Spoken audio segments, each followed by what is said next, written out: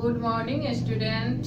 आज मैं आपको अलंकार के बारे में पढ़ाने जा रही हूँ। अलंकार जिस तरह से मानव शरीर की शोभा बढ़ाने के लिए आभूषणों का प्रयोग किया जाता है, ठीक उसी प्रकार से साहित्य में कविता की शोभा बढ़ाने के लिए हम अलंकारों का प्रयोग करते हैं।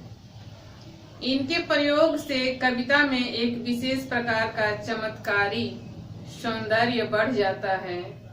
तो हमने अलंकार का डिफिनीशन कुछ इस तरह से हम दे सकते हैं कि कविता का सौंदर्य बढ़ाने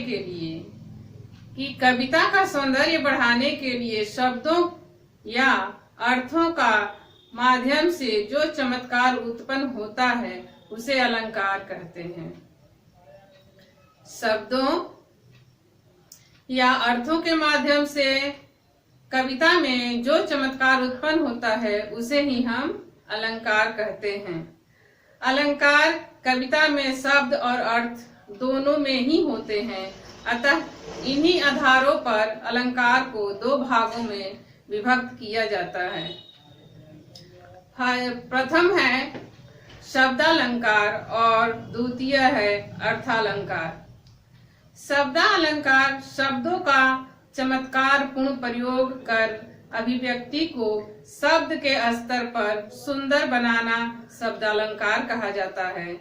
जैसे कितनी करुणा कितने संदेश, कितनी करुणा कितने संदेश, और चारु चंद्र की चंचल किरणें, चारु चंद्र की चंचल किरणें खेल रही थी जल थल में।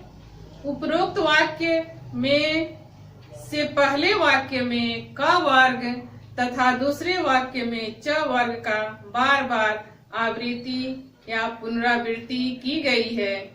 शब्दों के सौंदर्य में वृद्धि हुई है।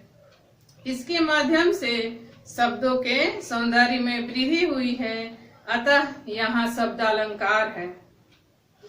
नेक्स्ट, शब्दालंकार के तीन भेद हैं। शब्दालंकार के तीन भेद हैं।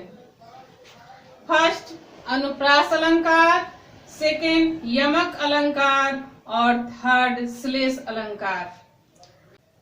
जब किसी रचना में एक ही वर्ण की बार बार आवृत्ति हो, वहां अनुप्रास अलंकार का प्रयोग करते हैं। जैसे मुदित महपति मंदिर आए, यहाँ म वर्ण की आवृत्ति हुई है, इसलिए यहाँ अनुप्रास अलंकार है।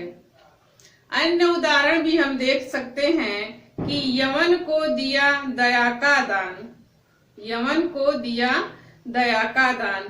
इस सेंटेंस में भी द का बार बार प्रयोग हुआ है, द वर्ण का बार बार प्रयोग हुआ है, इसलिए हम यहाँ अनुप्रास अलंकार को चिन्हित करेंगे। तो इस तरह हमने समझा कि अनुप्रास अलंकार में शब्द वर्ण का बार बार पुनरावृत्ति होती है। नेक्स्ट है यमक अलंकार। यमक अलंकार जब किसी रचना में एक ही शब्द एक से अधिक बार प्रयुक्त हुआ हो तथा प्रत्येक बार उनके अर्थ भिन्न हो, तो वहाँ यमक अलंकार होता है। जैसे रति रति शोभा सब रति के शरीर की, रति रति शोभा सब रति के शरीर की। यहाँ रति शब्द एक से अधिक बार आया है, यहाँ पर रति शब्द एक से अधिक बार आया है और अलग अलग अर्थ देता है, इसलिए यहाँ यमक अलंकार है। अन्य उदाहरण भी दे सकते हैं। कनक कनक ते 100 गुनी मादकता अधिकाय, इति खाए बौराए जग वा पाए बौराए। यानी यहाँ एक कनक का अर्थ है धतूरा और दूसरे कनक का अर्थ है सोना। तीन एक एग्जाम्पल और देखते हैं। 3 बेर खाती थी वे 3 बेर खाती थी। 3 बेर खाती थी वे 3 बेर खाती थी।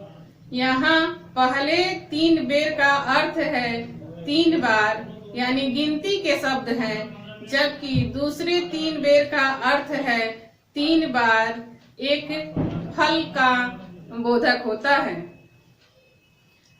तो हमने यमक अलंकार का अच्छी तरह से विस्तार पूर्वक डिफिनीशन और उदाहरण देखा हमने। तो इसके बाद है श्लेष अलंकार।